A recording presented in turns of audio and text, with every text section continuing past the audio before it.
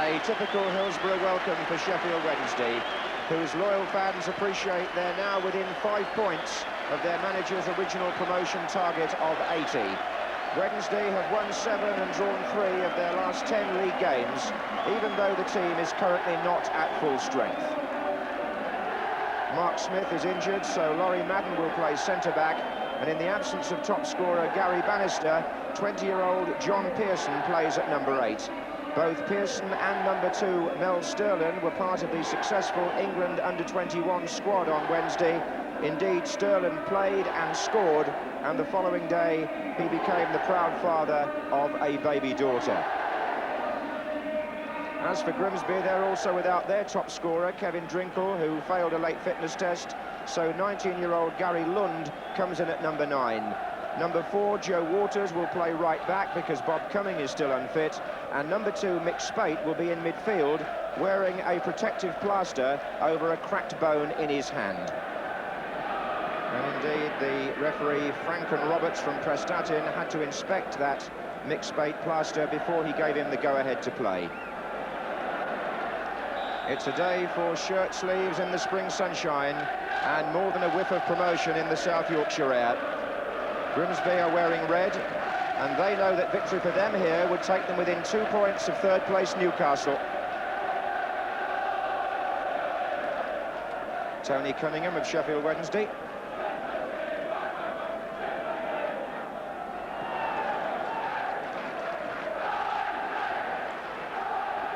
That was Chris Nicholl, the assistant manager who plays centre-half for Grimsby. And it was Madden who turned it back.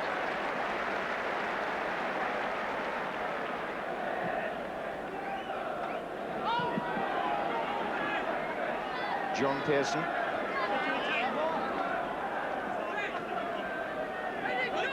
Here he is again with the flick. He was sandwiched. In fact, there was a clash of heads between Pearson and Chris Nicholl, and both appear to be concussed.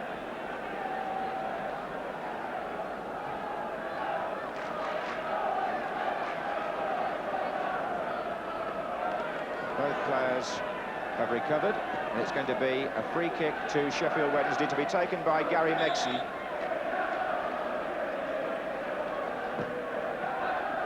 And Lyons got the flick, and here's Cunningham.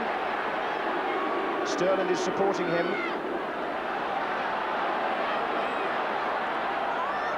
And he forces a corner.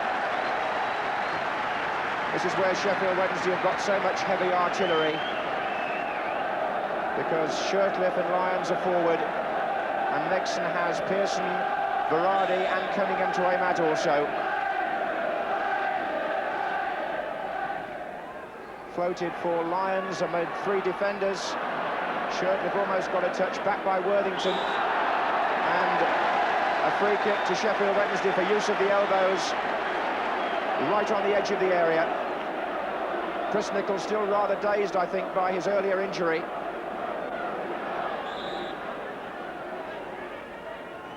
And Megson.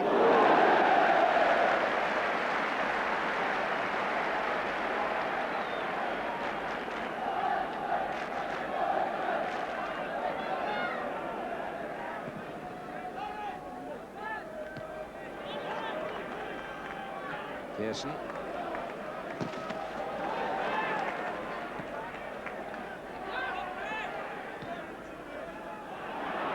Here's Shirtliff. And that's Cunningham. Nexon's well forward here in the centre, number 7. And Pearson! Good save by Nigel Batch. What a good chance, though, for Sheffield Wednesday. Cunningham broke on the right. Gary Megson had the first opportunity when well placed, didn't make contact. Pearson did, but Batch saved. Meantime, Joe Waters was out of the action. He was injured when the ball was in the centre of the field, the Grimsby captain.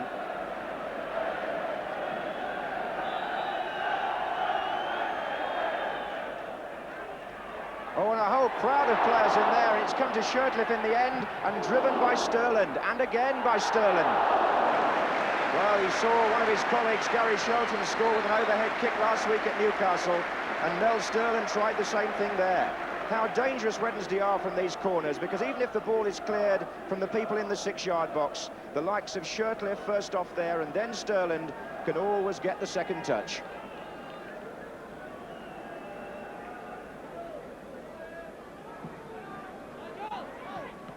That's Lund. And then Spate. Hoisting it forward. Emson is coming in from the far side ahead of Sterland. In fact, he lost him. And Emson had a chance there to put Grimsby Town in front against the run of play. And he completely lost his marker. Mel Sterland may look back on that and admit that he was a yard behind as the ball was hoisted forward. And if Emson could have kept his composure, Grimsby could well have taken the lead.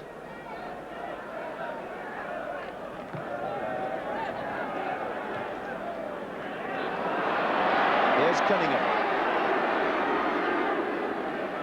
To Sterland. Shirtliff's gone outside him.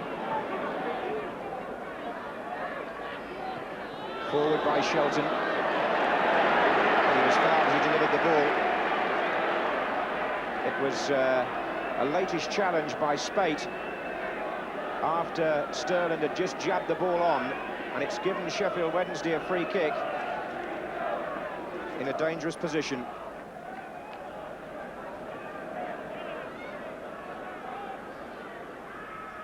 And Megson short to Shelton, and oh, there was a chat off the post. Goodness me. Waters tried to get the ball out from Berardi, and it came back off the post to his relief and was bundled round for a corner. It's going to come back to Gary Megson. Who's going to leave it for Mel Sterland to take the throw. Header was by Chris Nicholl. Back again by Shirtliff. Sterland is forward still. Bonnyman for Grimsby. Emson.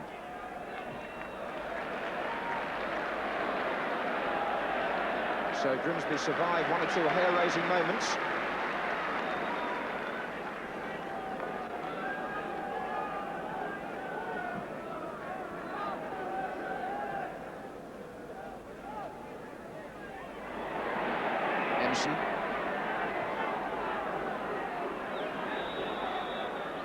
There was an offside there. And Joe Waters obviously hasn't recovered from the injury he received in the centre of the field quite early in the match, because he's coming off. And his replacement is 18-year-old Andy Moore, younger brother of Kevin Moore, who was already on the field. Andy made his debut against Sheffield Wednesday earlier in the season, actually.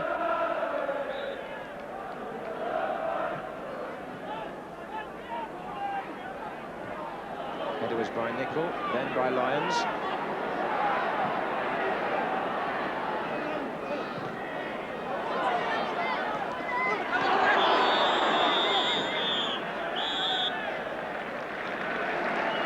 So more jitters than joy in that first half. What chances there were not accepted, and Grimsby had to reorganise. They lost their captain Joe Waters with a twisted ankle. Paul Emson had earlier missed a good chance for them, so having to replace their leading scorer before the match with a 19-year-old, they've now got an 18-year-old on as substitute and must be pleased to have kept the half-time score to 0-0. Well, there's the present-day Wednesday manager, Howard Wilkinson, but quite an irony here, too, in the presence today of Jack Charlton, who was manager here when Wednesday missed out on promotion for the last 2 years.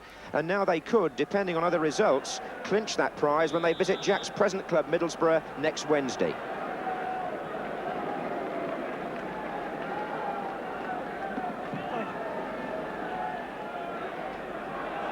Pearson is up.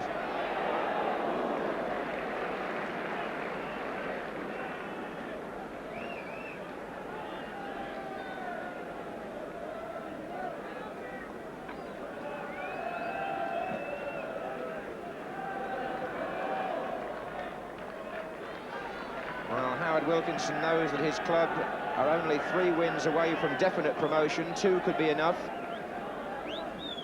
Popular figure here now.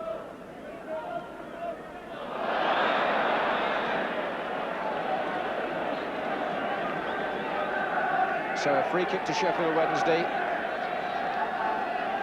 The heavy armoury forward again. Megson with it.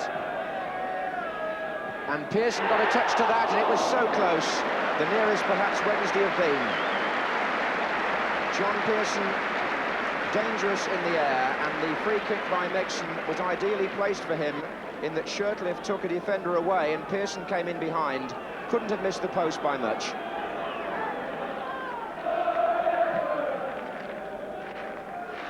Madden. Away by Andy Moore. Worthington with the throw for Wednesday.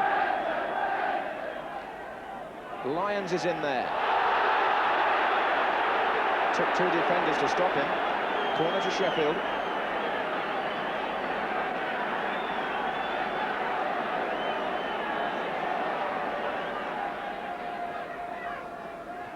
Away by Lund. Only back to Megson, though. Nice play by him. And Pearson couldn't get to it. And can Shirtliff hit it? He can! No, offside. A player in an offside position, no goal. Shirtliff shakes his head, it wasn't him. But as the defenders came out, another Sheffield Wednesday forward was loitering, and it is no goal.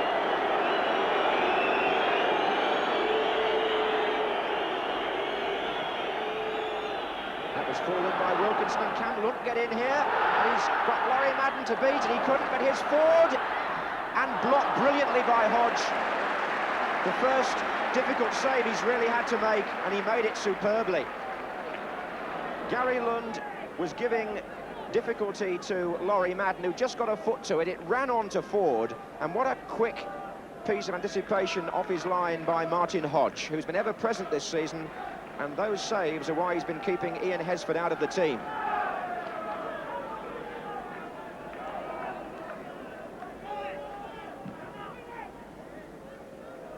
And Pearson's header, and Cunningham closing. And Moore, did he hold him? The referee says penalty. Cunningham went down under challenge from Kevin Moore, who feels aggrieved. He's looked across at the linesman, but the officials had no doubt, and they've awarded Sheffield Wednesday a penalty with about a quarter of an hour left. Now, Mel Sterland, who scored from the spot for the under-21s on Wednesday night at Main Road and has had quite a week, takes the responsibility now against Nigel Batch, who's waving his arms up and down on the line. And Sterland scores! A good effort by the goalkeeper, he went the right way, but it wasn't good enough to stop the Sheffield Wednesday celebrations. So what a week from Mel Sterland. A goal for England on Wednesday, his first child born on Thursday, and now a goal which could mean an awful lot to Sheffield Wednesday on Saturday. Kevin Moore upset by the decision.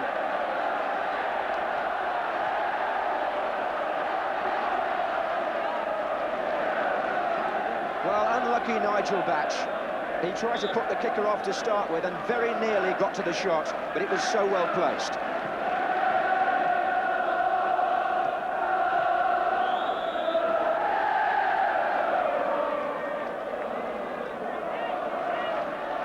Free kick to Grimsby, who've never given up the chase, and they won't now. Nicol and Kevin Moore are both forward on the far side.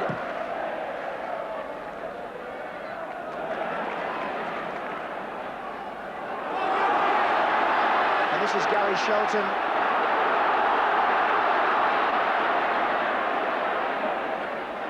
Shelton's cross looking for Sterland on this side. Oh, what a volley against the bar. Brilliant effort. Worthington. And Shelton looks for another penalty. Play goes on. Varady, Shelton, and away by Kevin Moore. It all started with a misdirected header by Mickey Spate, and Shelton was on his way. But when the ball came over, what a terrific volley, first time, by Mel Sterland, and it crashed against the crossbar.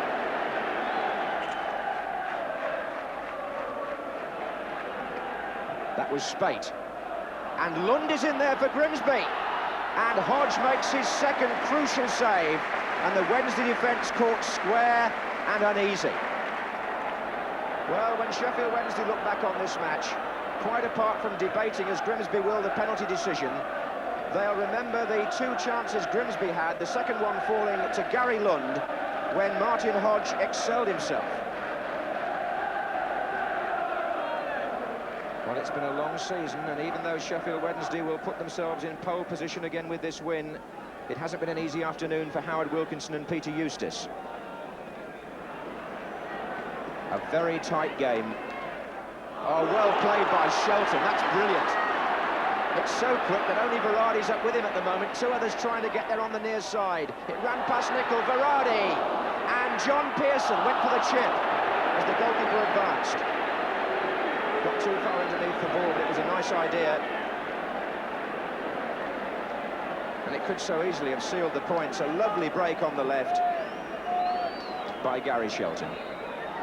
Here's Cunningham. And Howard Wilkinson's promotion dream comes a lot nearer. Sheffield Wednesday are within a hair's breadth now. Their supporters celebrate the sight of the First Division after 14 long years, but it was a mighty close match. Settled on a penalty goal 15 minutes from time. Maybe a little harsh on Grimsby when you bear in mind how well their depleted team did. And the two very good chances they created. You can see why they've been in the promotion picture themselves this season. But Sheffield Wednesday, a famous club, would appear now to be on their way back to the big time.